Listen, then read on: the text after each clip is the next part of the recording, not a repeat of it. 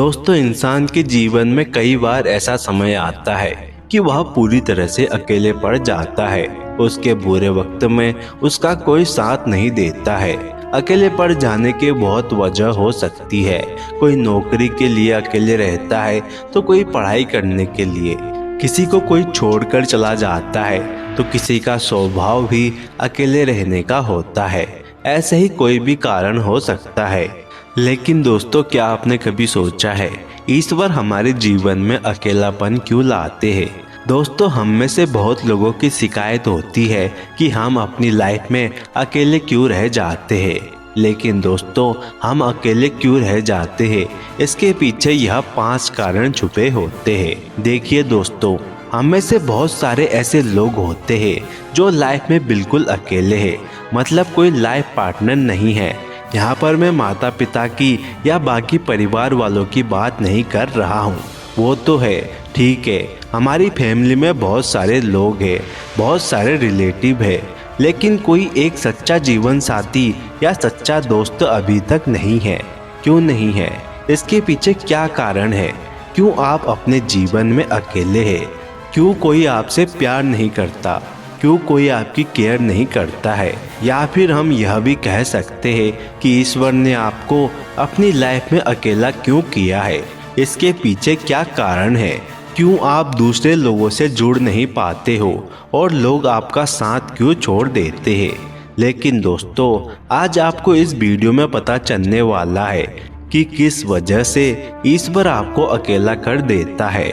अगर आप अपनी जिंदगी में अकेले हैं, अगर आपका कोई भी जीवन साथी नहीं है, कोई ऐसा नहीं है जो आपसे प्यार करता हो, जो आपकी केयर करता हो, जो आपको कॉल करके बार बार परेशान करता हो, तो उसके पीछे के इन 5 कारणों को आज हम इस वीडियो में बताएंगे। दोस्तों, वीडियो को शुरू करने से पहले कमेंट में हर हर महादेव जरूर लिखें ताकि उनकी कृपा आप पर बनी रहे। और अगर चैनल में नए आए हो तो चैनल को सब्सक्राइब कर दे।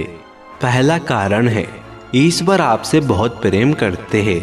दोस्तों, आपको यह सुनने में थोड़ा अजीब जरूर लग सकता है, लेकिन जब ईश्वर किसी व्यक्ति को अपना प्रिय भक्त समझते हैं तो उस व्यक्ति को वो हर किसी से दूर कर देते हैं, क्योंकि वो जानते हैं कि अगर इसके जीवन में कोई आ गया या ये लोग किसी से जुड़ गए तो शायद ये हमसे दूर हो जाएंगे, शायद ये लोग ईश्वर को भूल जाएंगे, शायद वो उस रास्ते से भटक जाए जिस रास्ते पर चलकर उन्हें ईश्वर की प्राप्ति हो सकती है।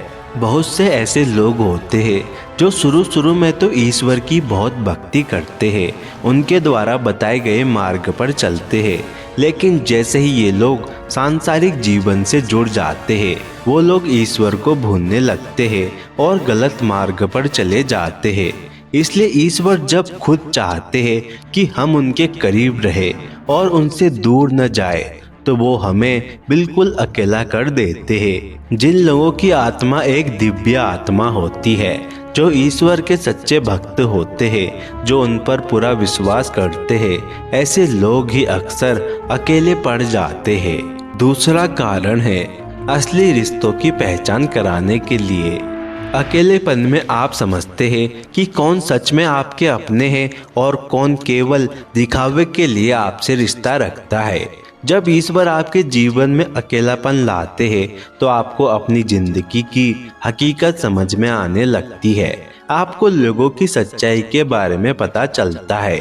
लोग आपका फायदा उठाते हैं, आपको धोखा देते हैं और आपको एक सबक मिलता है कि बिना सोचे समझे किसी पर भी भरोसा नहीं करना चाहिए। और इसी वजह से आप धीरे धीरे लोगों से दूर होने लग जाते हैं। पहले जो आपके बहुत सारे दोस्त हुआ करते थे, वे सब धीरे धीरे आपसे दूर हो जाते हैं और आज सिर्फ कुछ गिने चुने दोस्त ही रह जाते हैं। आप दोस्तों, रिश्तेदारों सबसे अलग होकर अपनी जिंदगी अकेले ही जीने लग जाते हो और आपको किसी से भी कोई उम्मीद नहीं रहती। तीसरा कारण है, शायद यह आपका आखिरी जन्म हो। आखिरी जन्म का मतलब उस आत्मा से होता है जो जन्म मृत्यु के चक्र से मुक्त होने के करीब होती है, जिसे इस जीवन के बाद मोक्ष की प्राप्ति होती है।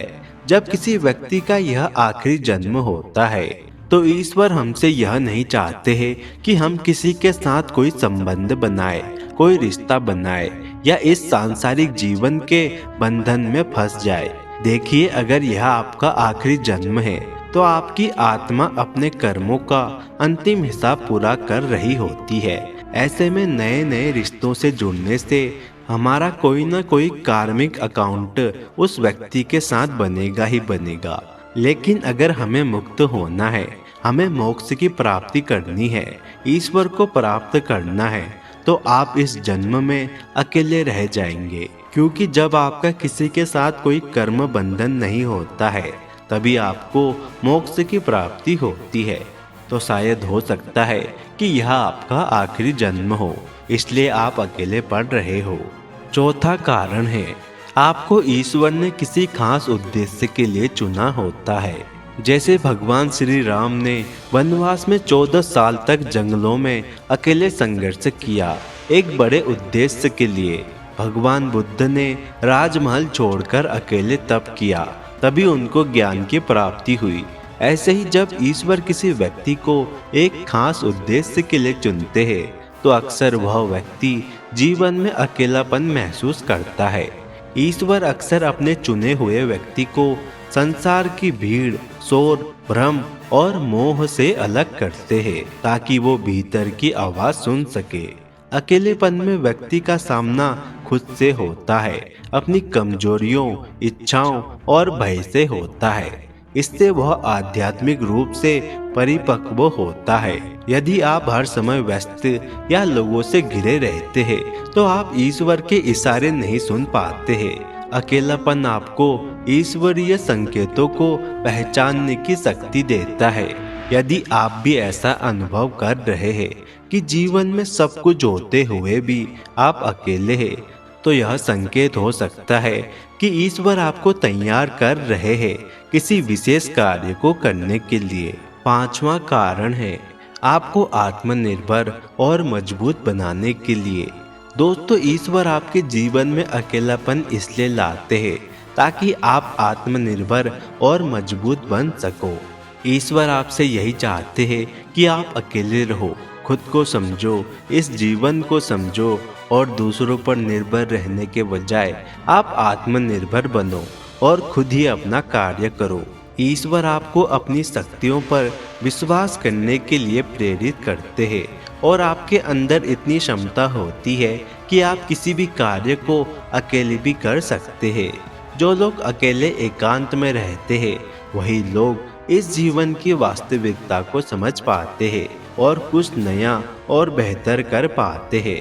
आपको अपने अंदर छुपी शक्तियों का ज्ञान तब होता है जब आप अकेले होते हैं।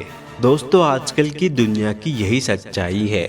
लोगों को हर काम में किसी का साथ चाहिए होता है, लेकिन जिसे दूसरों के सहारे की जरूरत होती है ना, जो बिना कोशिशों के शोर मचाते हैं ना, वो लोग भीड़ में भीड़ ही बनकर रह जाते हैं। जिंदगी में सफलता वही लोग पाते हैं जो खामोशी से अकेले अपना काम करना जानते हैं। और देखा जाए तो खुश भी वही लोग हैं जिसने अकेले में मुस्कुराने का हुनर सीख लिया है, जिसे इस बात से कोई फर्क नहीं पड़ता कि लोग उसके बारे में क्या सोचते हैं और कोई उसका साथ दे या ना दे, वो अपना कार्य अकेले करने का सामर्थ्य रखता है। दोस्तों, वीडियो को देखने के लिए धन्यवाद। दोस्तों, कमेंट में हर हर महादेव जरूर लिखें ताकि उनकी कृपा आप पर बनी रहे और चैनल को सब्सक्राइब कर वीडियो को लाइक शेयर जरूर करें।